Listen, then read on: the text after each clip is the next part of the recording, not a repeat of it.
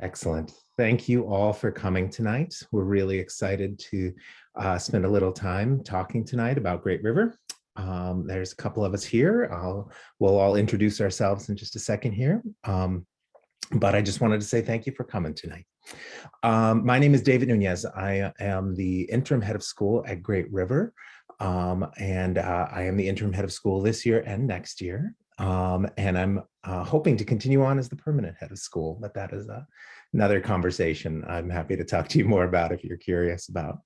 I use he, him pronouns. I have been at the school just since July. And so I have Stacy here tonight with me and Karen here tonight with me to help answer a few questions. I am not just the head of school. I just wanted to say also, so that you all know, I'm also a parent at Great River. So I have my son is a 7th grader, and my stepchild is in the 6th grade at Great River. So I love the school in so many ways and the whole community, and really excited to be sharing my thoughts about it tonight. Let's see, Stacy, do you want to introduce yourself? Oh, you're muted. Hi, I have a dog that was playing with a loud toy earlier, so I had it quiet. My name is Stacy Krieger. I am the Director of Administration, and I've been at Great River for 7 years now. And I do a lot of things in the office and overseeing the office staff. And one of those things I oversee is enrollment. And so I've been talking about this school for quite a while, so I know a bit about it. And I will be giving some of the presentation today. Just a heads up, I disabled the chat. However, if you have questions, please enter them into the Q&A along the bottom. And at the end of our presentation, we will try to get to as many of those questions as we can. Karen. Uh-oh. We lost Karen. I don't know if she's going to try to come back. Karen is the enrollment coordinator, and chances are if you have asked questions at enroll@greatriverschool.org, Karen has been the one answering them. And maybe she will join us again, or maybe we'll just get to look at the ostrich for a while. David, back to you. I am here, and hi everybody. It's really great to have so many people here. I'm having some problems with my connection, so I may have to turn off my camera because it's really roboting on me, but I'll be here. Okay. Thanks, Karen. Excellent. Thank you both for coming tonight, definitely too. So Stacy, I think you're going to be bringing the slides up. Am I right? Okay. Yes, getting there up right now.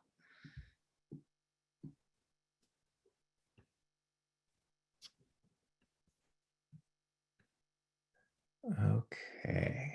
Get it into present here.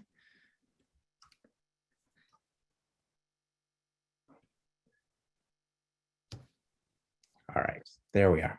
So we can jump to, yeah, perfect. We can jump to the next one. This is our school mission. Great River School, a Montessori learning community, prepares students for their unique roles as responsible and engaged citizens of the world. But more so, I think that, our school is certainly reflected in this mission, but there's so much more to say tonight. We're a tuition-free public charter, and we foster self-expression in a supportive environment that values critical thinking and the richness and strength of a diverse community. So we encourage students to seek new challenges, to explore their abilities. We do a lot of instruction through travel and a lot of practical learning, which I'm going to speak a whole lot more about. We have a lot of opportunities in the arts. We have microeconomic ventures like our in-school cafe and things along those lines that provide relevant skills to students. And that allows students to, build compassion and a sense of responsibility as they engage with the world. But I'm going to speak to all of that tonight quite a bit more. So let's jump to the next slide.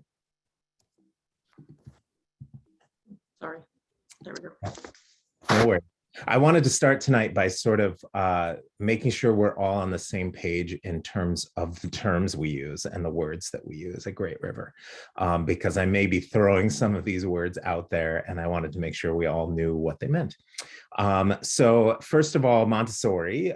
Some of you may be very familiar with Montessori. You may, your children may be in other Montessori programs, or you may have, who knows, been through a Montessori program yourself.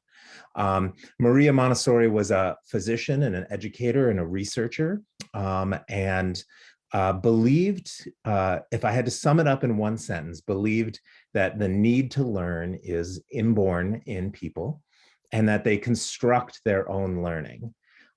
So to kind of explain what I mean by that really briefly, there's another educational theorist that I'm a big fan of, Paulo Freire, who spoke very specifically about what traditional education looks like. And he used the analogy of he called it a banking education. So in his idea, traditional education involved a teacher who stood at the front of a room and was slowly sort of depositing pieces of information directly into the head of their students who sit in rows of chairs and listen to the master on the stage at the front of the room. And they don't necessarily do a lot of participation and involvement in education. We don't even actually call our teachers in the building, although sometimes the word teacher gets thrown around. Generally, we refer to the people who lead our classrooms as guides. And I think that guides are different than teachers. And so there's a reason why we use that term. The idea is that guides show you where to look, but they don't tell you what to see. And so there's a lot of different sort of ways that that's enacted around the building. And I'm going to talk about that as we sort of go through a lot of the aspects of what we do. But students at Great River construct their own knowledge and are coached and guided through that process.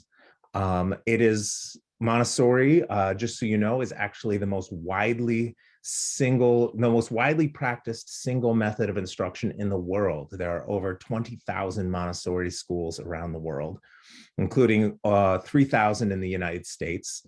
And about 560 of those are public schools. But interestingly, there are just a handful of first grade through 12th grade public Montessoris. It's very rare. And there's only a handful around the country. Another thing that we do at Great River that I wanted to speak to real quick is International Baccalaureate. This may also be something you may or may not be familiar with, but it's a worldwide program founded to give all students the opportunity to receive an education fit for the globalizing world. So it's a very rigorous program. And at Great River, we specifically do International Baccalaureate in the 11th and 12th grade. And they fit very nicely together, but I'm going to speak to that a little bit here, in a little bit more in just a little while. But the reason why we do these two things is because they are such a great fit. So Montessori practices create a really intrinsically motivated, self-organizing, confident, curious learner with a growth mindset. And by the time they're ready to move into the 11th grade, they're ready to dive into the rigor of an IB curriculum and be that much more prepared for moving on and being ready for college. But the grade levels, to be clear, at Great River work a little differently too. And so I've got those listed here. What you'll discover pretty quickly at Great River is that we've broken the entire program into 4 levels: lower elementary, upper elementary, lower adolescent, and upper adolescent. Lower elementary and upper elementary are, well, lower elementary is 1st through 3rd grade, and upper elementary is 4th through 6th grade. And in those grades, 1st through 3rd grade, we have combined classrooms, so multi-age classrooms. And then again in the 4th through 6th grade in the upper elementary. Then we have the lower adolescent, which is the 7th grade through the 9th grade. Not traditionally how middle school is often done in Minnesota, as I'm sure many of you are aware. And then we have the upper adolescent, which is the 10th grade through the 12th grade. And if you want to jump forward a slide, Stacy. The reason why I threw this slide in here is that this is the planes of development according to Maria Montessori. And the reason why, I won't go into great depth here, there's a lot of information on this slide. Every number, symbol, the shading, all the words, everything means something very specifically in the world of Montessori. But the reason why I bring it up now is because I just wanted to be real clear that there's a method to our madness when it comes to how we break up our school. So the reason why we do 1st through 3rd grade, 4th through 6th, 7th through 9th, the reason why we break up our levels that way is not arbitrary. It is very specifically to align with how Maria Montessori envisioned the development of human beings. Again, you can jump forward, Stacy. I want to jump a little bit from there without going into great depth on the theory of Montessori. I just want to get into the sort of practicalities of what we do at Great River. So a lot of the things that we do that sort of draw people into Great River as a community are some of the things that are listed here. One is our overnight trips, which we refer to as key experiences. We take these overnight trips to build trust and interdependence. We also hold weekly community meetings, and that's to practice listening and solving conflict for students. We do schoolwork, of course, emphasizing, however, the concept of growth mindset for ourselves and for our learning. And we aim to build an attitude of lifelong learning in our students. Next slide. This is really quickly what an explanation of what I mean by that. And so this chart is, I'm sure, very hard to read because the text is very small, but I'll explain what's going on here very briefly. It's at the core of a lot of what we do in so many ways. Now, a fixed mindset believes that means that you believe intelligence and talent, that different qualities like that are innate and unchangeable. And a growth mindset, which is the motto that we are trying to use at Great River, means that you believe intelligence and talent can be developed with practice and effort. This is all based on the work of Carol Dweck, in case you're interested in reading more about it. But some examples of what this might mean are, for example, around IQ.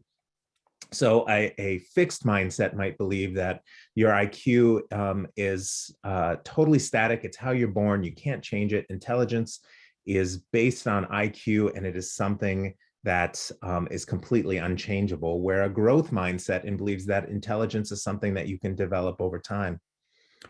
Motivation might be another example. And when you believe in a fixed mindset, unfortunately, it sort of encourages the idea of avoiding challenge because it prevents any chance of failure. And failure in a fixed mindset basically is based on some failure, some inner failure of yourself. So if your intelligence is set, if you fail at something, it's a personal, it's a character flaw. It's a failure on your own, as opposed to in a growth mindset, like at Great River, we are hoping that our students willingly accept challenge and risks and failure as a path towards learning. If everything is inborn in a fixed mindset, effort isn't important, whereas we believe that effort and practice lead to mastery. And finally, the last thing I'll mention is feedback. So a fixed mindset believes that feedback, any sort of feedback, unfortunately leads to sort of a belief or a feeling of personal attack. Whereas in a growth mindset, feedback is constructive criticism, and it's a way to grow. So we talk a lot about this. The school staff talks about this. The school leadership team talks about this. And we do it because there have been studies that show that students who endorse a growth mindset rather than a fixed mindset had higher grades, had higher achievement, have higher grade point average. And there was one study in particular that I found interesting that I could certainly share with people if they want some more information on this. But this study showed that teaching a growth mindset, actually, teaching it as a practice to students, to juniors in high school, resulted in increased motivation and an academic performance for those juniors in high school. So this isn't something that you have to have started to learn in the first grade or can't learn it. It's something we can learn at any time in our lives. And it's something we can actively learn. We can learn to reframe our mindset to be a growth mindset. Next slide. Why do students succeed here? I think the growth mindset is a huge piece of it. We also have a program that emphasizes personal responsibility, work, respect for self and others. And we balance that responsibility, to be very clear, with freedom very carefully and very thoughtfully. So you would see, if you were walking around the building tonight or walking around the building today when there were students in the building, you'd see a lot of students working independently, certainly. And that is because they have shown over time that they can do that. They've learned the executive functioning skills to be able to do that, and they've proven to us that they can do that. So there's always a balance between the freedom and responsibility of being able to do something like independent work. We believe really strongly in meaningful work.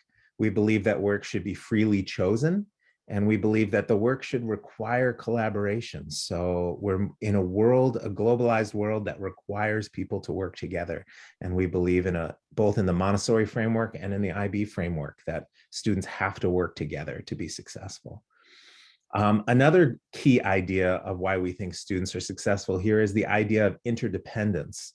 And this is, what this says really is that we are all necessary, that we're all required, and that we all rely upon each other for support. It's essential to school, to work, it's essential to life. And it's reflected, as a side note, it's actually reflected in our very name. So Maria Montessori has a lesson called The Great River that is specifically a lesson in interdependence. That's what Maria Montessori has as part of the curriculum of interdependence, is the Great River lesson, from which we have taken our name as a school. So side note, but good piece of trivia. Next slide. Also, community here is a huge part of what we do. It means commitment to shared responsibility. It means at times expecting discomfort. It means expecting to learn by letting go of something that we want personally in order for the group to benefit. Navigating conflict. Community means respecting the contributions of every individual in the community and seeing everyone as necessary and essential. And it doesn't mean that everybody in the community is your best friend. Community means that everyone is dignified, respected, and understands how to show up by respecting others as a key piece of what we do. Next slide. Some of the skills that we build at Great River, key skills that we build, are around resilience, understanding, and the ability to work in a group. We build experiences and capacity to try new things, to be open to experiences that are uncomfortable potentially. And we learn personal responsibility through, sometimes through things like chores, through work plans that students create for themselves, and through the relationships with each other, both with students with each other and with staff and students with each other, and with families as well. Next slide. A big question that a lot of people ask if they're not familiar, in particular with Montessori, or not familiar with IB, not familiar with charter schools, even in some cases, people ask, what will my child learn? And academic skills, absolutely. So we participate, of course, as a public school in the teaching of state standards, and we go beyond state standards in so many ways. We administer the MCA assessments that we're required to by law. All public schools are mandated to carry those out by law. But we also focus first and foremost, before that, on interdependence and on the development of respect for self, respect for others, respect for work, on the environment. Personal responsibility and the growth mindset that I spoke to earlier are the foundation of students' academic success at Great River. Next slide. We're a public school that uses materials for students to learn and to learn the concepts that allow them to play a meaningful role in the world, I guess is what I want to say there. Montessori materials, Montessori trained teachers, hands-on curriculum and materials, carefully prepared Montessori environments that define the elementary experience in particular, but in all the experiences throughout Great River. And then in early adolescence, school looks different, just as Montessori said it should. So you'll see a focus for adolescent students on meaningful work and choice and collaboration and the development of young people as responsible social beings. And then, as I said earlier, all students engage in the IB curriculum in the 11th and 12th grade. Now, this opens opportunities for students regardless of their perceived aptitude or potential. And what I mean by that is that we don't have academic tracks that separate students into low and high performing groups. All students at Great River engage in college level coursework because we support individuals to meet those challenges and to rise to those expectations. The key element is that support that we offer that allows students to be successful in an IB curriculum. Students who would do IB at a conventional school, they do well here. Students who would never have done IB at another school do well here. It isn't an easy path, the IB curriculum, but it is a highly engaging path. And students engage in it, and they engage in the work, and they succeed. Next slide.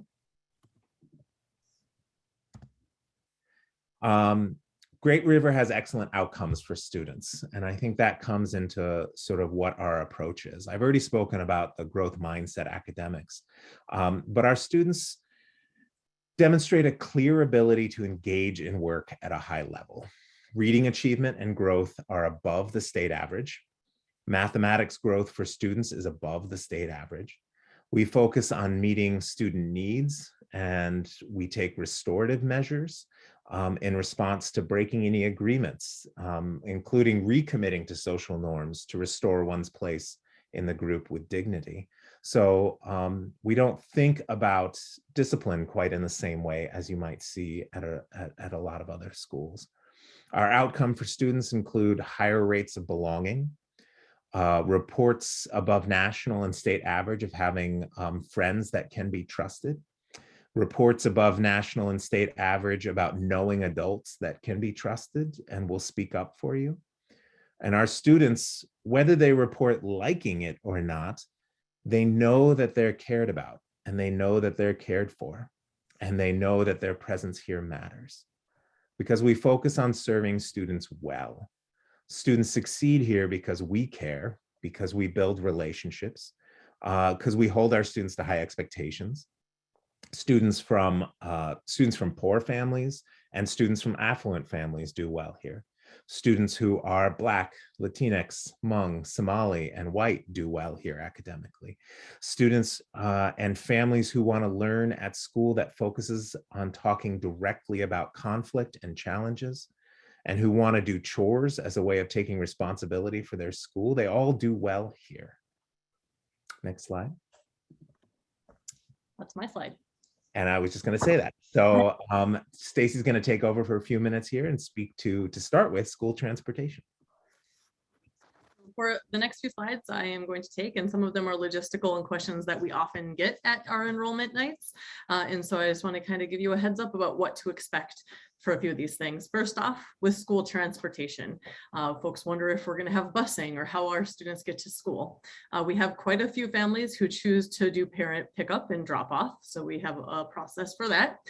We have students who bike to school or who walk to school.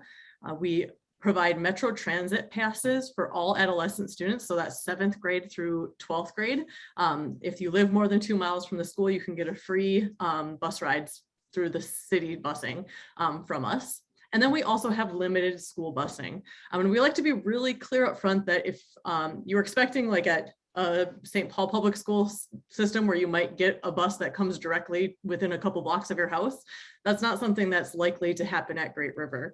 And part of the reason for that is because unlike the district schools where they just have a small busing area that they can focus on, we have to focus on the entire city of St. Paul. So we are required to provide transportation to any 1st through 6th grade student who lives within the boundaries of St. Paul. We have families that also live in Minneapolis and a lot of the surrounding suburbs as well, but we don't have the ability to bus to those places. We do have some satellite bus stops along the edge of Minneapolis.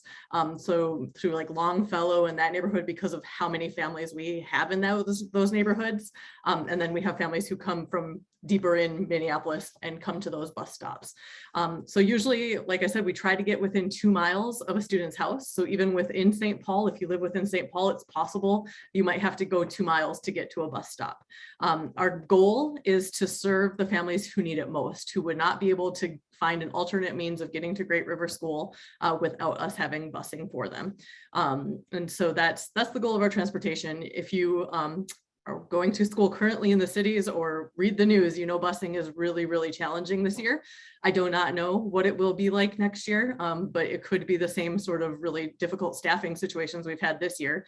And so we're hoping to do our best with transportation, but we want to set the expectation where it is, which is that it's really challenging. We'll do our best to provide it if you really, really need it.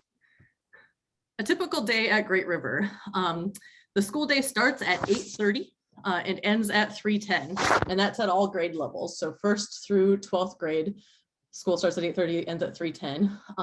In the elementary, so that's 1st through 6th grade, the students are split into 12 different classrooms. We have 6 lower elementary and 6 upper elementary classrooms, all named after Minnesota rivers. They have a 3-hour work period in the morning. And so that's 3 hours where some of the students may be receiving lessons from the guide and other students are probably doing follow-up work from their lessons. And there is always a second adult in the room who is going around and helping those students who are working independently to make sure they're on task or support them as needed. They have a beautiful lunch period. Lunch looks a little different in the era of COVID than it had in the past, but generally we like to have a nice sit down lunch with students. They have a 45-minute recess every day outside, and only when it's very, very cold, we don't go outside, but we go outside pretty much every day.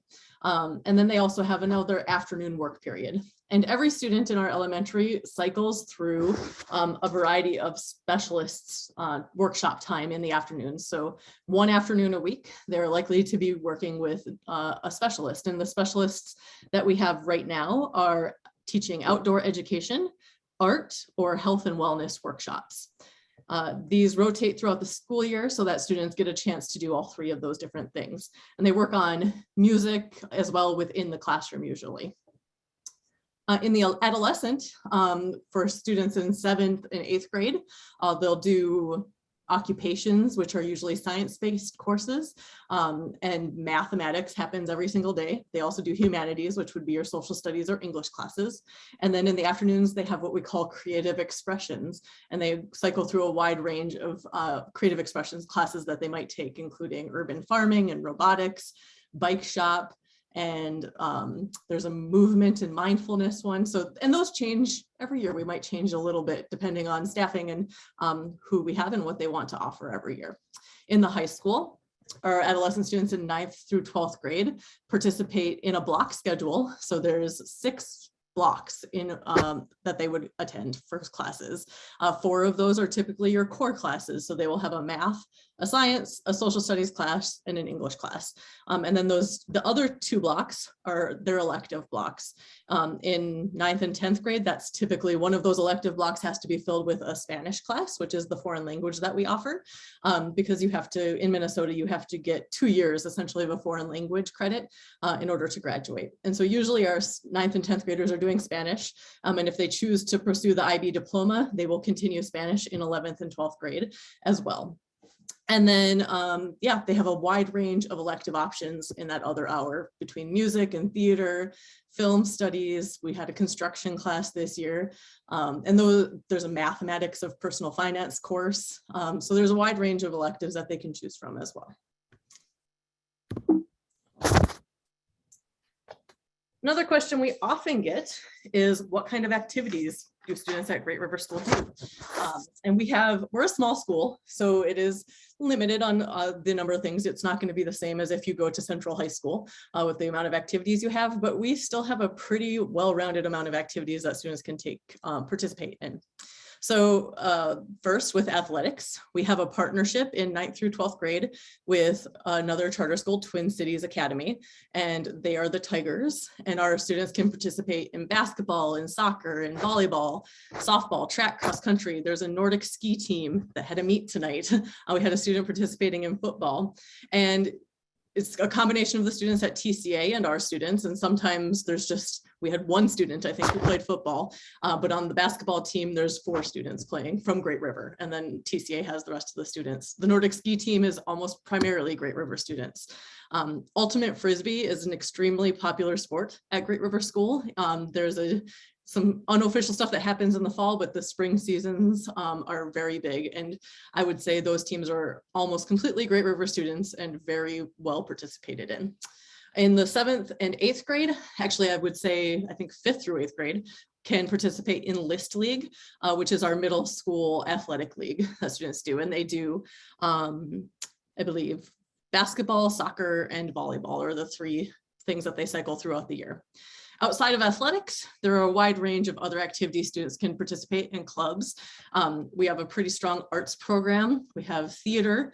This year, usually theater has 2 shows throughout the year that they work on. In the fall, we had a straight play, which was Alice in Wonderland. In the spring, they're working on a musical. So that's usually the case. You have 1 of each. And the musical this year is 9 to 5. And then there's instrumental music and choir.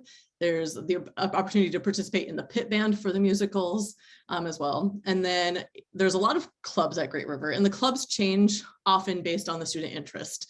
Robotics is a very well-established program at Great River School. We work with students at Avalon Charter School as well are on our robotics team, and they are deep in their build season building robots for competition. Students can participate on the yearbook team, Gender Sexuality Alliance, student government. And then this year, I think there's a Dungeons and Dragons club. There's a rocketry club. And these clubs have been built out of student interest. So there were students who are really interested in doing a Dungeons and Dragons club where they meet.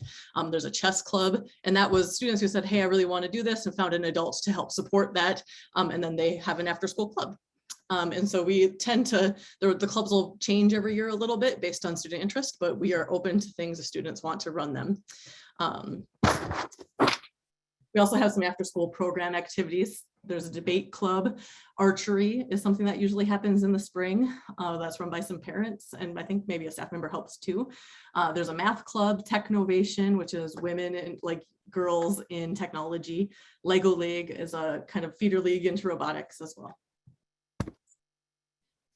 The next couple slides, moving on, are a little bit about charter schools and how we are different from traditional public schools and who checks on us to make sure we're doing what we should be doing. So compliance, but I'm not going to go too into the woods on this, but I want to just give you a general idea. So first off, I think David pointed out that we are a charter school, and a charter school, to be really clear, is a public school. There is no fee to go to school at your Great River School. And there shouldn't be at any charter school in the state of Minnesota. We are our own school district. So while the school is housed in the city of St. Paul, we are not part of the St. Paul Public School District, and they have their own board. We have our own publicly elected school board at Great River School, and they are who hires David, our head of school, and oversee everything. But then we also have an authorizer. So our authorizer's name is Neo, and I don't remember what they're called, Novation Education Opportunities. And they work with us to make sure that we are doing all of the things we need to do to remain a school. And every 3 to 5 years, we get reauthorized. So they have a performance framework where they measure our academic performance, our school climate, our financial compliance, and other things that we have to comply with. And they decide if we can stay open as a school for another 3 to 5 years. We are currently in the middle of another 5-year renewal, and the school has been successfully renewed ever since 2007. So Great River is doing really good in that sense. Charter schools have to participate in the MCAs. I believe David said that. I'm going to talk a little bit about how we do on them. But before I do, one of the main differences between a charter school and a traditional public school is, as you probably know, the lottery. So if you're here, you've probably already submitted an application for Great River School, and we have to hold a lottery in order to determine who gets in. We have 2 preferences set in our enrollment policy, and we have very limited, there are big limits on what we can put as a preference in our policy. And those 2 preferences that we have are, if you have siblings who are currently enrolled at Great River School, you get preference. And if you are the child of a faculty, so someone who works at Great River School, you can have some preference to get in. Otherwise, it's all general, and we run a random lottery to determine who gets in. And so maybe you will be watching our lottery in a couple weeks. Now, MCAs. So MCAs, as you may know, is the state standardized test. We do have to do them.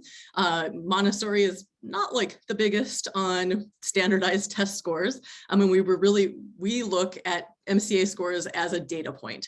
And we always keep in mind that it's just one data point in understanding if a student is growing or learning. And we always look at the whole child, which is very much a Montessori principle.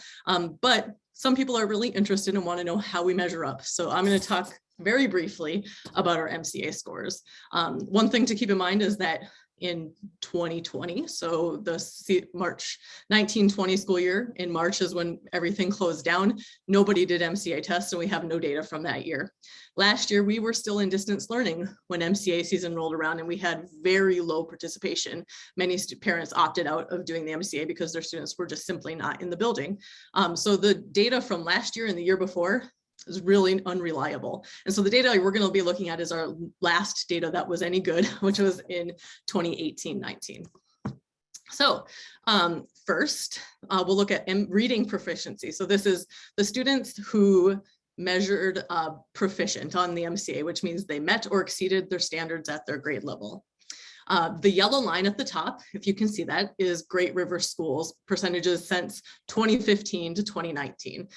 The measure in the gray in the middle is how proficient the state average is in reading. And then the blue at the bottom is St. Paul Public School District, which we include as a comparison because our students are within that district, even though we're not part of it. So you can see Great River does really well on the reading MCAs. Our students consistently outperforming the state levels as well as the district levels. Now this slide shows another measure that the MCA can measure is growth. So how are students showing high, medium, or low growth compared to the previous year on their test scores. So in reading, this colors are a little different than before, but on this column on the left, or the set of columns on the left, is Great River School. The low growth is yellow, medium growth is this gray, and then blue is high growth. And then you have St. Paul in the middle and the state levels of growth on the right. So you can see Great River students are mostly having medium and high level growth and more growth than the other 2 comparisons. Mathematics looks a little different at Great River School. So Great River School is the yellow in the middle again, or not in the middle, it's just yellow again. And this time we're in the middle. The state outperforms us on mathematics generally, proficiency. But you can see in the last year that we were measured, we were very close to how students at the state were performing, but we are overperforming St. Paul Public Schools. And then again, this is math growth, which is actually showing a much better picture for us. Because as you can see, 35% of our students are showing high growth on the MCA in math, where at the district level at St. Paul Public Schools, it's only 21% that show high growth. And at the state level, it's only 24%. So our students are generally showing more growth on the MCA than the others. So we are doing some things to hopefully improve that math growth as much as possible. We have hired a whole bunch of math interventionists at every grade level. We have a math core worker who's working every day with students to help bring them up and get them to grade level and performing better. We also use other measures, like the NWIA is another test that we use that helps measure the growth and helps us target our interventions. So you'll hear more about that if you get the opportunity to enroll at Great River. And I am going to pass it back to David. Thank you so much. So I want to speak a little bit to school demographics and a question that we get sometimes, and so we want to be totally transparent about it, is why such a white population? Why are there so many white people at Great River? So I want to be really transparent about what some of those numbers look like. I know these graphs are small and hard to read, but the top left-hand corner of the pie charts is St. Paul Public Schools. The largest pie chart on the right-hand side is Great River School. And then that other little pie chart down at the bottom is actually St. Paul population in general. And so one thing that I would point out, I'll go through the numbers a little more closely here in a second, is that the blue slice of the pie is the population of white students in St. Paul Public Schools. You can see what that population looks like compared to Great River, which is about, I want to say it's 74% of the population of Great River. And then you can kind of see that St. Paul as a city is somewhere in between those two in terms of what the white population is versus other populations. So St. Paul Public School demographics, 14% Hispanic and Latinx, 31% Asian, 25% Black, and about 21% white, versus our numbers are about 9% Hispanic and Latinx, about 9% Asian, 6% Black, and about 74% white. Now, I want to be clear about this, that we do not want to be part of a segregated school system. And so we are actively seeking to recruit lottery applicants from neighborhoods and families that are underrepresented at Great River as compared to the demographics of our neighborhoods. Now, that means, active and intensive recruiting in North End, Frogtown, Hamlin, Midway residents who are Black, Brown, and Indigenous. We know our program works for students, and we're especially motivated to see our work benefit students who are statistically underserved at other school districts. But as Stacy said earlier, we also are bound very strictly bound by how the lottery system works in the state of Minnesota, the rules that we need to follow. We can only privilege students in the lottery, like Stacy said, who are siblings or who are children of staff members. And so the only way that we can really impact the population of students at Great River is by recruiting for applicants, but we can't actually favor applicants based on any demographic information. We also, though, at Great River, we do talk very directly about race, racism, institutional oppression. We talk about it in our classes and we talk about it in our curriculum. We talk in the elementary about ideas of racial bias, which you don't often see in elementary programs. We study in our academic curriculum the ways that institutions practice racism that shaped our current economics, geography, our social state. And furthermore, we ask that our families are ready and willing to talk openly about race, bias, fairness, justice at home very explicitly. We're committed overall to continuing the work to diversify our community. And we're bound in certain ways, like I said, by the way our lottery works. But we're working to make changes in that direction. Next slide. Outcomes for students who identify as Black, Indigenous, or people of color are better at Great River than they are typically at Minnesota schools. The gap in access and equity for academic achievement in Minnesota and St. Paul can be tied very directly to racial demographics. We know that Black students, Latinx students, immigrant students are not offered the same opportunities, don't achieve at the same level of success as white students in the state of Minnesota. And we want to combat this problem. We believe that the data shows our program does combat this problem. We're not perfect, of course. We have a lot of work to do, as do all schools. And Great River School does not intend or want to be a school of any one racial background, though. And we want to be really clear about that.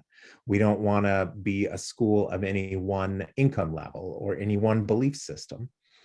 We have students here from all political, racial, economic backgrounds. We have programs that work well for students that are of all of these different backgrounds. Our programs support Black, Latinx, immigrant, and typically underserved students to achieve more here than at typical than in the typical school district. And how? Well, we focus on students making individualized plans. We focused on growth mindset. We focused on students getting the support they need in an individualized way to learn: independence, concrete experience to abstract understanding, and that growth mindset to help create persistence in students. Our outcomes, our outcomes are high for students because we support students regardless of their past performance or standardized percentile score. We support them to aim for success and work until they achieve their personal goals, which we are here to support them in developing. Next slide. There's some numbers here to sort of back up the things that I've just said. To be clear, the chart is organized. It's the same colors as the last chart, but it's organized in a different way. So I just want to be clear about that and sort of set the last chart out of your mind on the MCA scores. What this is saying is that we're looking at students who are on track for success in reading. Again, we're looking at our 2019 scores because our 2020 scores don't exist, and our 21 scores were such a small population because of how many families were opting out. But what this is looking at specifically is Black, Asian, and Hispanic or Latinx students. And the goldenrod sort of bars are Great River students compared to St. Paul students and compared to Minnesota at large. So you can see that in reading, Great River students are more on track for success. Great River students who are Black, who are Asian, who are Hispanic are more on track for success than St. Paul students or Minnesota students at large.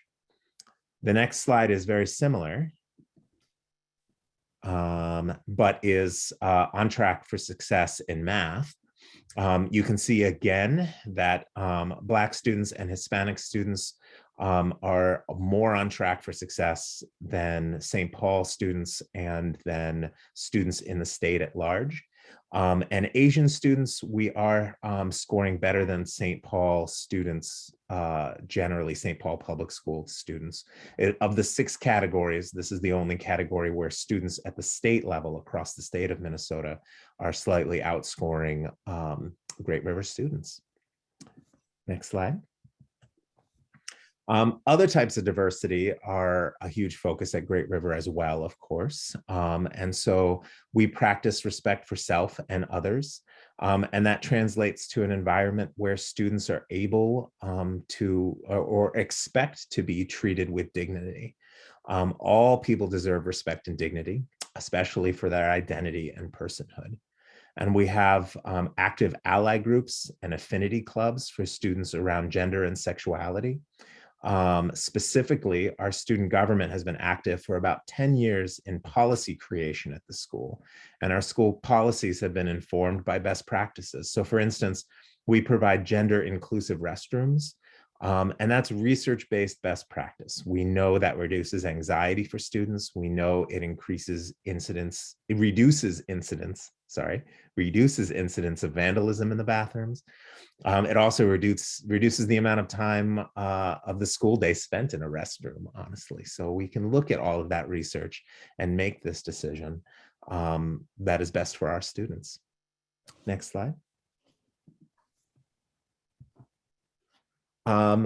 We serve all students. We are a public school. I know you've heard Stacy and I both say that very clearly, but that means we do have programs for students with IEPs and 504s, students with disabilities, students who are English learners, and students who have specific needs for a range of accommodations. So our programs in this front are excellent. They really are. We're very good at addressing specific needs of students. We're a small school, and that helps. Our smaller class sizes than St. Paul Public Schools helps, but also the energy and commitment we have to relationships and individualizing education is a big part of this. We find that the only needs that are better met at a larger district, to be totally transparent, would generally be students who have who in a large district might be able to have an entire classroom dedicated to meeting some sort of extreme or intensive behavioral or medical need. But That's because we literally maybe don't have the size or the capacity because of the size of our school to supply those, to meet those needs in exactly the same way that they can be in a big district. But we work with families and students commonly to address a whole range of different accommodations. Specifically, we focus, a lot of our students get support in the areas of learning disabilities. Anxiety is another big area. ASD, or autism spectrum disorder, is another big area of students that are looking for specific support at Great River in these areas. Next. Another thing I wanted to talk about tonight, because I'm sure it's on people's minds, perhaps too, you've heard too much about it maybe, and especially in recent weeks, but I feel like we will be fielding questions on it, certainly if I don't speak to it, is our COVID-19 practices, our pandemic practices at Great River. So to be totally clear, we do require masks at Great River, and we have this entire school year, in fact, and we are continuing to require masks. We also have put a lot of energy and effort into the air quality at Great River, including having air purifiers in all of our spaces. We cohort our students as best as possible, especially in the elementary programs. This is true. The older the students get, the more they move between classes. So it becomes harder and harder to group students together. But we do our best to cohort students and to group students together to help prevent any sort of community spread. We require our staff to vaccinate or test weekly. And we're offering testing right now for symptomatic students and staff in the building. So what that all means is all of these practices, including regular practices like hand washing and helping to encourage students and teach students to do practices like that as well, and the cleaning of the building. All of those things add up to the fact that we've had very little community spread. We do contact tracing when we have a case of COVID-19 in our building. And based on our contact tracing, we've had almost no, literally no outbreaks that we could clearly track, like large outbreaks. We had a few cases where we could say, it seems like this was likely a case of transmission at school, but it was only a few cases that we could say that for sure over the course of the whole year. And the main thing we've tried to do is communicate as transparently as possible. And we've gotten very good feedback about our communication. So for example, you may know that we wound up having to move to distance learning about 3 weeks ago for staffing reasons at Great River. We had a large percentage of staff who were out and were unable to staff our programs responsibly and safely.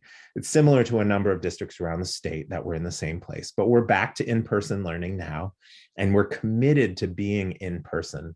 To do everything we absolutely can to be in person. We believe it's better for kids. And we believe that we can do it in a way that is keeping kids safe. But when we're in distance learning, just to be clear, we do offer a variety of opportunities to students and technology, school lunches to families that need them. And for families where distance learning pushed their families to crisis, we actually did offer an in-person option for some families in the building as well, even during distance learning. The key element here that I'm trying to communicate or trying to share is that we communicated very clear metrics ahead of time. We said to our community, this is what it means if we're going to close, when we're going to close, how long we're going to close for. We continue to communicate regularly. All COVID communications generally come directly from me to the community, and they come on a pretty regular basis. I'm emailing and texting the community usually multiple times a week over the course of this last year. When we do get to a point where we're moving past COVID, I don't expect that that I'll be communicating quite as frequently, but we have needed to communicate at that level. And we've tried to communicate in really concrete ways. And so that's been That's been a core element of our pandemic practices, is offering, being clear, this is how many cases we've had. This is how many cases we've had this month. This is what percentage of staff would need to be out for us to close the building. This is, all of those things are communicated to families ahead of time. Next slide.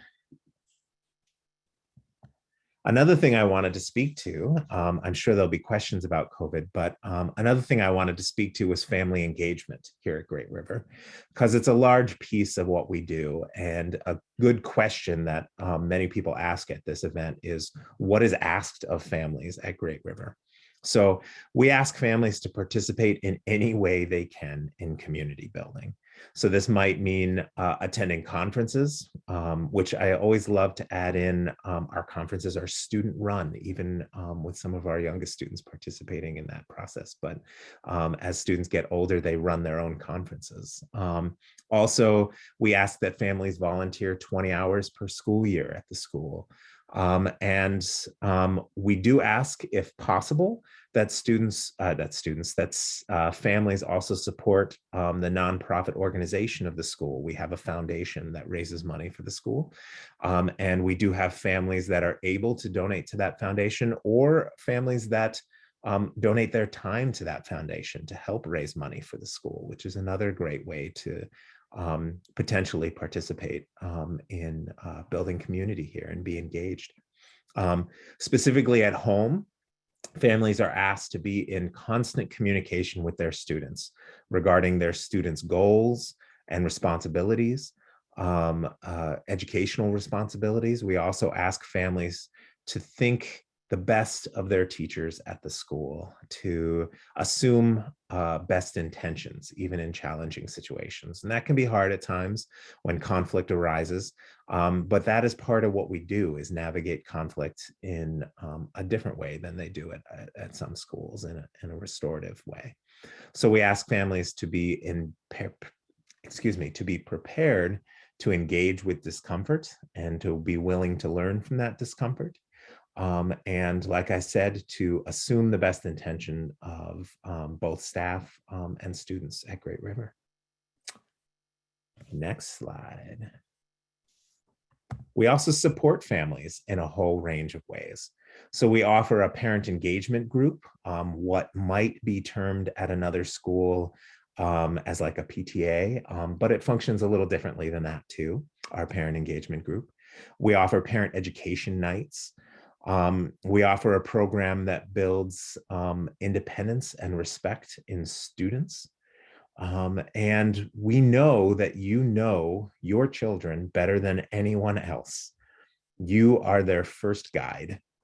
And so this is a community where, as parents, you are absolutely necessary and a required member of the community, which is a key element of what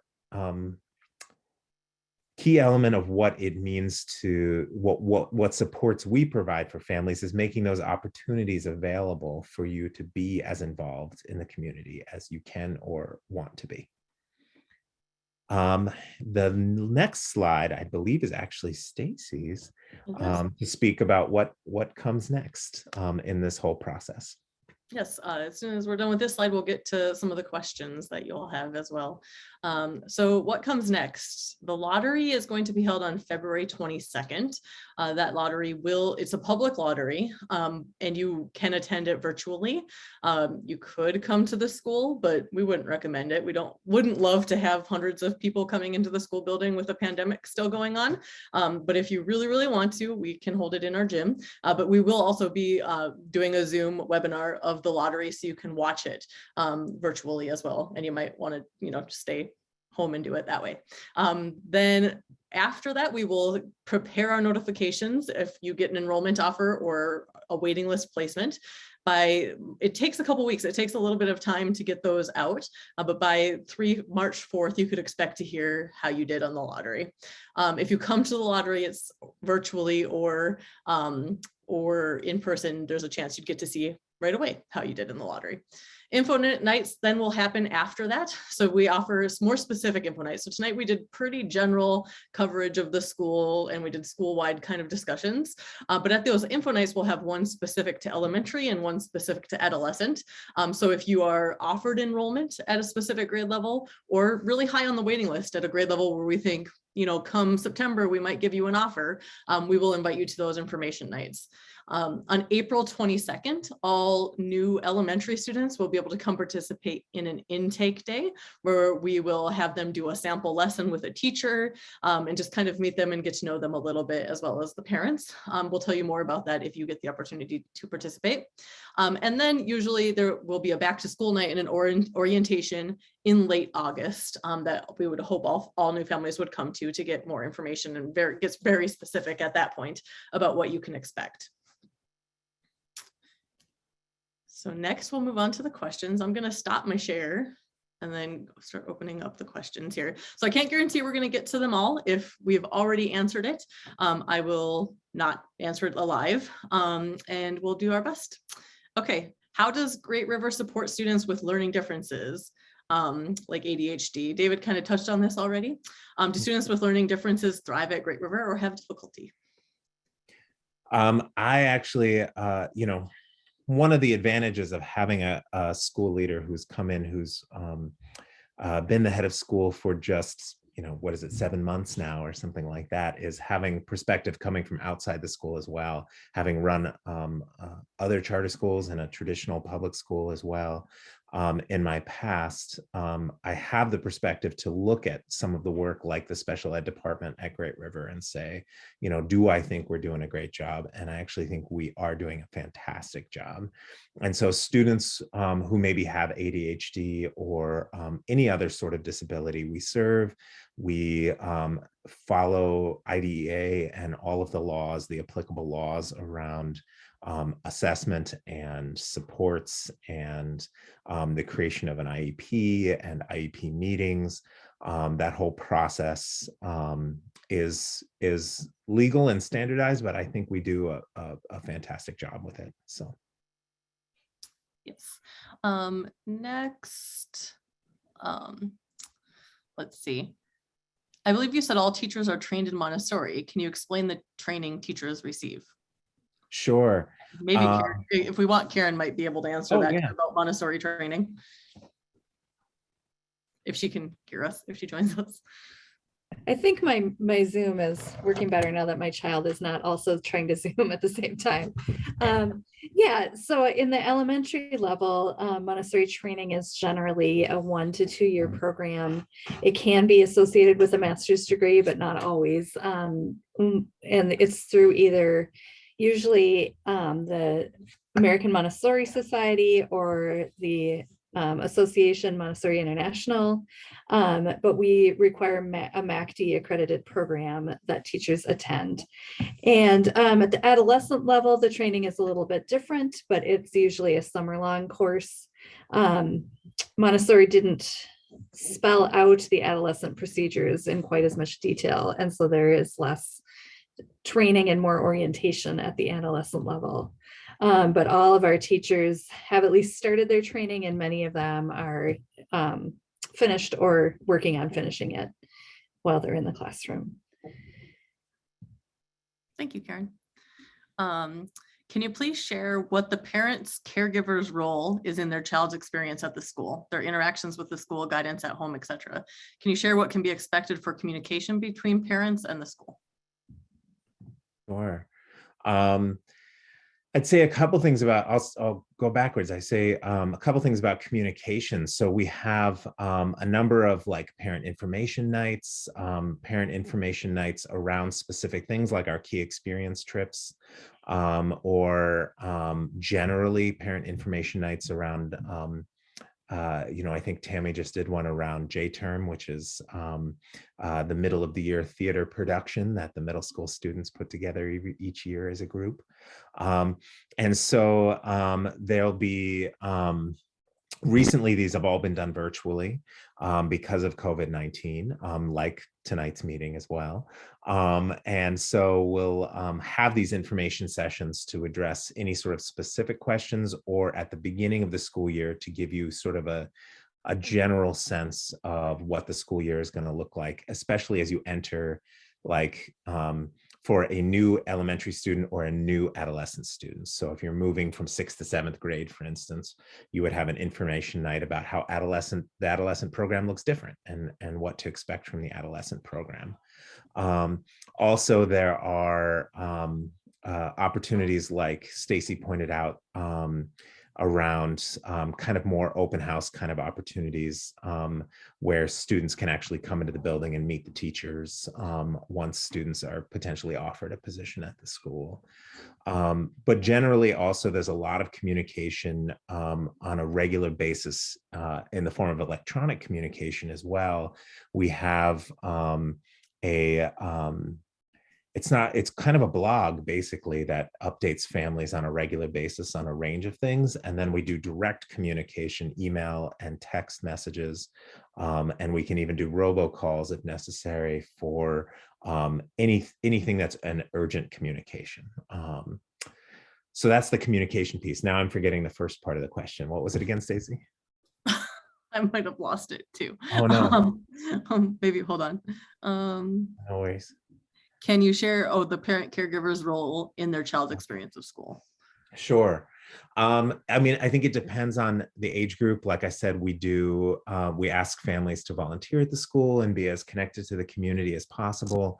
We'll also do things like I learned this year with my son in the 7th grade, when he started at the beginning of the year. When he was getting ready, before the beginning of the year, there was an information night that gave a series of suggestions about what he could be doing over the summer to prepare for the 7th grade. It involved reading, but it also involved things like try to plan a family trip, or try to increase the number of chores you're doing around the house. And so sometimes these suggestions come out as a way to prepare students for what those expectations look like at school, and to specifically involve parents in sort of the development of that community. Yeah, I don't know if Stacy or Karen, you'd add anything to that, but. There's a few here that I can probably take fairly quickly. So one person asked, how many trips do students participate in every year? Generally, this year has been weird because of COVID and we didn't go on fall trips like we normally would. But generally students, especially at the adolescent level, would expect to go on a trip in the fall, like the first week of school. And ideally that's what happens next year. And so the 7th and 8th graders go on an Odyssey trip, and they may go north or west or east, and they're gone for 7 days. And then the 9th through 12th graders, each grade level does a different trip. Like the seniors go canoeing about 70 miles on the Namakagon River. The juniors do a college tour sort of trip through Minnesota, and maybe we went to Wisconsin too. And then yes, we did go to Wisconsin too. And then the 10th graders do something a little more locally. The 9th graders go to a farm. And then our upper elementary students in grades 4 through 6, usually around October, will go for a week, maybe to Camp Widgewagon, or what's the other one? Wolfridge. And that didn't happen this fall either, but we're hoping it'll happen in March. We're thinking it will, to a different location. And then first graders through 3rd graders, the lower elementary, our youngest students, go on a one-night trip. Usually in the spring, we give them some time to get to know each other and their teachers before we send them out. So that's, and then occasionally in the spring, during spring intensive, students will do another trip, but that's not as frequent. And the bike trip. And the bike trip, yes, that's true. So the 7th and 8th graders, this year the 9th graders are going to go as well on a bike trip in the spring. And they bike for about 4 to 5 days, and it's 100 miles that they bike. And so that's always good fun. The 9th graders, this year's 9th graders have missed it for 2 years because of COVID. So they are going along with the 7th and 8th graders. How many students are in grades 9 through 12? That answer is approximately 260. Are there upper art classes for upper adolescents? Absolutely. There are art classes, and they're very popular. I just scheduled all of semester 2, and it's very hard to fit kids into all of those classes. But we offer painting this year, painting and drawing, ceramics, sculpture, and then there's IB art as well. So the higher level International Baccalaureate art. Oops, sorry. Answer live, done. There's a lot of questions about the student-teacher ratio, and I would say in the elementary, there's a classroom of about 30 to 33 students, and there's 2 adults in that room. In the adolescent, the class size is approximately 20 students, 20 to 25 students in each class with an adult. But there's so many other adults in the building, so the student to adult ratio is much smaller, like 1 to 15 or something like that. Let's see here. I noticed a number of questions about grades, which I can answer very quickly. So in elementary grades 1 through 6, we've got narrative grades and a proficiency scale that we rate students on twice a year. In 7th and 8th grade, we have a 7-point scale, but it's still a proficiency scale. And then in 9th grade, we move to letter grades and are also awarding high school credit at that point. There's a couple questions about the enrollment lottery. So one asks, is the application deadline already passed? No, submit your application right now. You can go to greatriverschool.org and then there's an enroll button at the top and you click that. Our application is pretty short. It's just a Google form. Fill it out. Karen, the deadline for that is February 15th. Thank you. At midnight. And then there was a question about multiples, like if you have twins or triplets, what happens to them? So our policy is if one twin gets in, the other automatically gets to get in as well. We would over enroll in order for a twin. Last year was the first year we had a set of triplets who started in 1st grade, and one got in via the lottery and the other 2 also got to get in. So we let, multiple students be together. Let's see here. David, I know you said you use non-traditional behavior interventions. Do you use restorative practices, PBIS? So yes, we use both restitution as a practice and also restorative justice as a practice. And so I've personally done quite a bit of training in restorative justice, and our Dean of Students, Matt McElrath, has done both restorative justice and restoration practices training over the years. And so what that looks like, to be clear, it's a little bit of a parallel path. Like, it's not saying, to be clear, that there are not necessarily consequences to choices that students make. There may be behavioral consequences to behaviors that students make, but that the focus in many ways is less on what those consequences are and more on how do you repair. How do you do repair to the relationships, repair to the community? How do you make restitution to the community in so many ways? And so there's a whole process around what that looks like. And there's also aspects to it that may involve mediation, that may involve quite a bit of circle work, that may involve peer mediation possibly. So it's all, it's a big focus of how we figure out how we're going to get along and work together as a community, because conflict arises. It's going to arise anytime human beings try to work together on anything. And so learning how to navigate that conflict in a way that is positive and restorative is a huge goal of ours. Let's see here. So I'm going to try to find another question. Someone asked, how large is the entire student body of the entire school?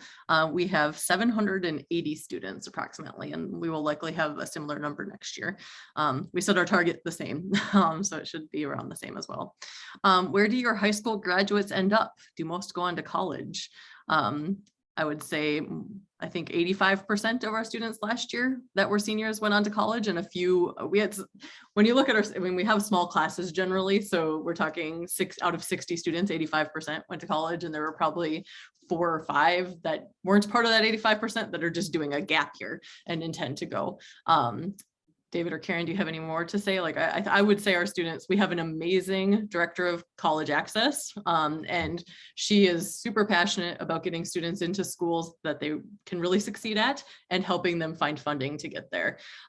We have, and she also loves to get students into really good schools with full rides. And so we have a student who was just accepted to Brown. Last year, we had a student who is at MIT. We have several students who've gone to Stanford or Columbia or other big schools, but students will also go to really competitive like arts colleges as well that are really challenging to get into if that's their passion.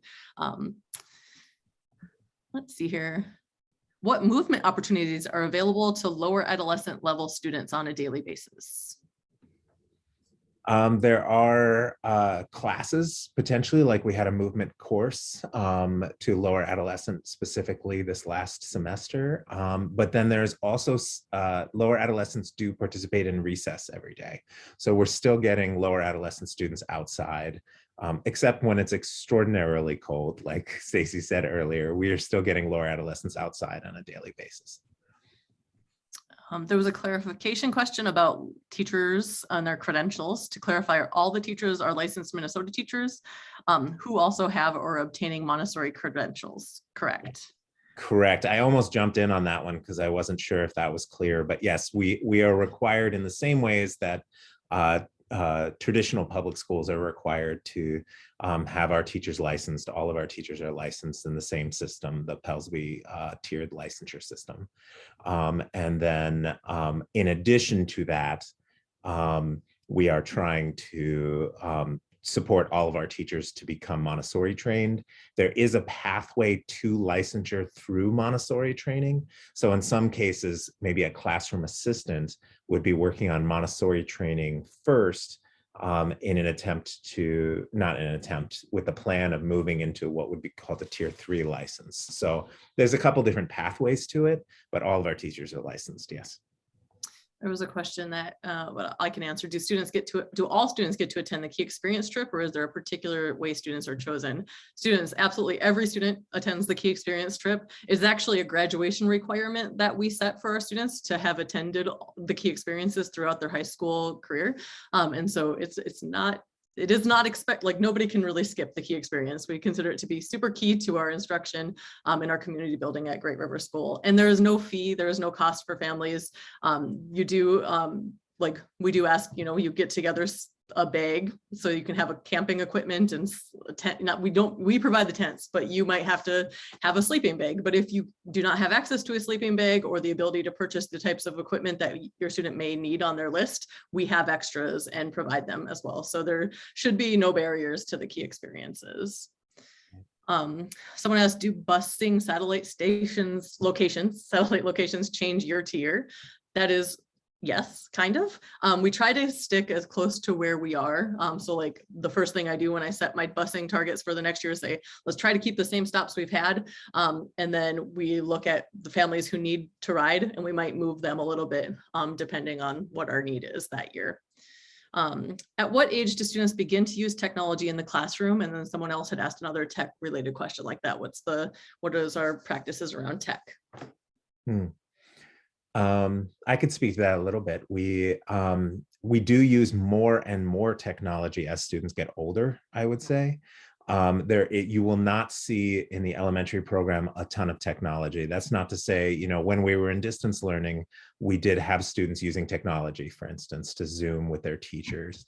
And we had technology that we were giving out to families in order to do that, but we are not at this time a one-to-one school. We don't have students with a device that they travel with around the school all day, even at the highest levels, at the oldest group rather. But once you are in the adolescent program, we have computer carts and Chromebooks mostly that students use at that level. And then once they're into high school, they're using them pretty regularly, especially in the IB program in the 11th and 12th grade. Do lower and upper adolescent students have recess or outside time during the day? Answer is Not for upper adolescent students typically. However, they have some freedom when it's nice out, they'll go outside during lunchtime. But lower adolescent students do, 7th and 8th graders have recess, and 9th graders do once a week. So 7th and 8th graders go out every day, and 9th graders go out as well on Wednesdays. Are lower adolescent students in mixed grade classrooms? Yes. Mostly 7th and 8th graders are mixed together. Occasionally some 9th graders get into that mix as well. And we're trying to create as many more opportunities as we can to get the 9th graders interacting with those 7th and 8th graders as well. But because of high school credit and other things, 9th graders tend to be a little more isolated outside of that. But 9th graders do participate in classes with 10th through 12th graders as well, especially the elective classes. Is your staff also majority white? If so, are there plans to diversify your staff, and how? Excellent question. So yes, our staff is majority white. I wish I had the numbers on the tip of my fingers here. We do go out of our way to try to hire staff of color, and specifically, we also try to support staff of color, EAs and classroom assistants who are interested in becoming teachers. We try to support them through their Montessori programs and the training they need to get their licensure and become guides. Yeah, I could look up the numbers, but I don't have them on my fingertips. We just hired several EAs who are people of color just recently in the last couple months, I know. And like other schools in Minnesota, to be totally transparent, our guides, our teachers tend to be more white, and our EAs and support staff tend to be more people of color. And you'll see that across the entire state of Minnesota, honestly. So that attempt to grow your own teacher is the phrase that is commonly used in Minnesota. That attempt to support our EAs and our teaching assistants to become guides is a big part of what we do to try to support getting more guides of color. Someone clarified that the question about multiples was more about siblings, not necessarily twins or triplets. And I had another question about that as well. So to clarify, if you have students at multiple grade levels that you are applying for this year, if one of them gets in, say you have a first grader, which first grade is where it's most likely to get in Great River because we have 63 openings there and there's not that many openings anywhere else. If your first grader gets in, but your third grader is 50th on the waiting list in third grade, your third grader does not automatically get in as well. However, on the first day of school, when your first grader is officially enrolled and shows up on the first day, we move the third grader up the waiting list because they officially get sibling status at that point. So they may have been in 50th, but they'll move up to maybe third or fourth. It'll depend on how many siblings are above them. So they kind of stay in the order they're in, just move up. And so it's possible that your second sibling would get in, but not guaranteed. There are a lot of families at Great River who have students who've been on the waiting list for many years until they get to a point where they can get in, or they just choose not to. That's just an unfortunate reality of our thing. So it's possible that you would both get in, or it might be you have one student at Great River and you keep trying to get the other one in for multiple years. Do you have to follow the St. Paul school district, especially in the current time of COVID? If St. Paul closes, do you also close, or are charters more independent? So we do try to set our calendar to correspond with our larger breaks with the St. Paul Public School District to make it more convenient for families who have students in both districts. But as a charter, we do have the freedom to set our own calendar to make our own decisions. And a good example is our recent move to distance learning, which we did because of our own staffing challenges, but we didn't have to follow St. Paul Public School guidance in doing that.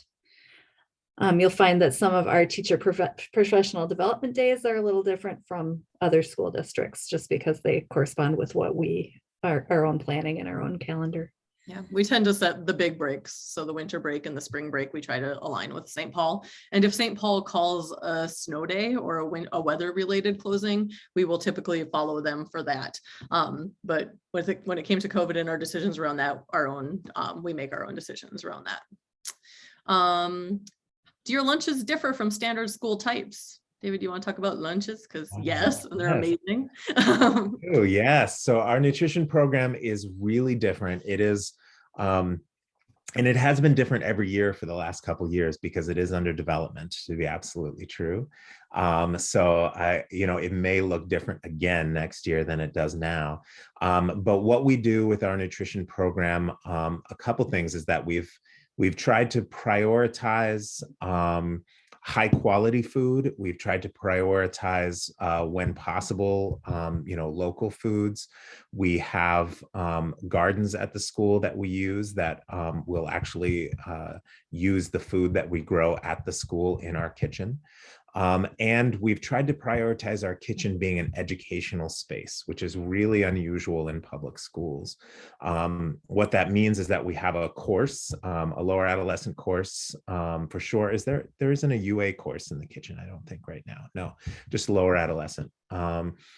Course in which students are going in on a daily basis and working in the kitchen. And that may involve teaching them how to chop carrots or, whatever things are needed to prepare the lunch. And sometimes it also involves other projects like making pickles and baking bread for a staff event or something like that. So the course is pretty exciting and pretty fun and is a big priority of the whole nutrition program, generally speaking.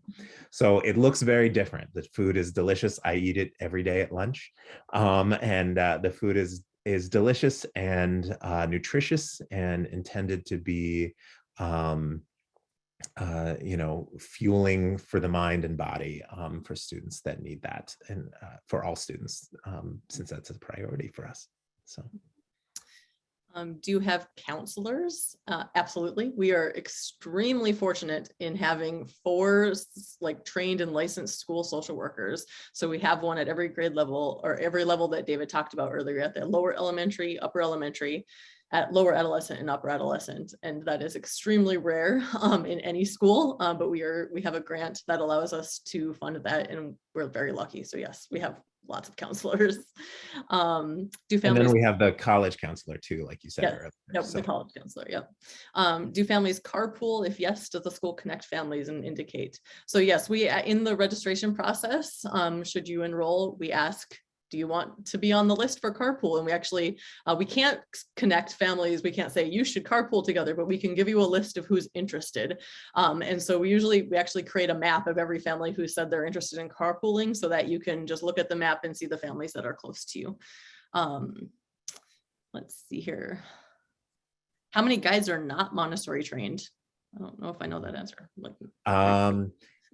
In elementary, very few, if any. I don't think there may be a few elementary guides who are in the process of becoming Montessori trained. I know of one in particular, for example, that needs to write a paper in order for them to be done, and is still working on that. So close, but working on that process.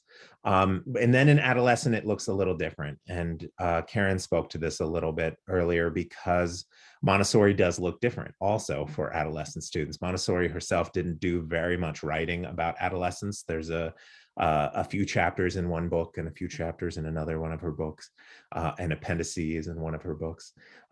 She didn't do a ton of writing about adolescence, but there's been a lot of research and work done in years after by people who follow Montessori practices, researchers and whatnot, in what adolescent programming looks like.